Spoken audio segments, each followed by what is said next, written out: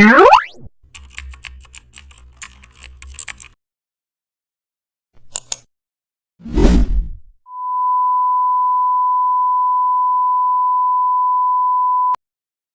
back to the channel. Don't forget to like, share and subscribe for more updates. Today we will create a glowing arrow design using stroke path. Begin by drawing an arrow shape using the pen tool, then choose a bright soft brush for the glowing effect.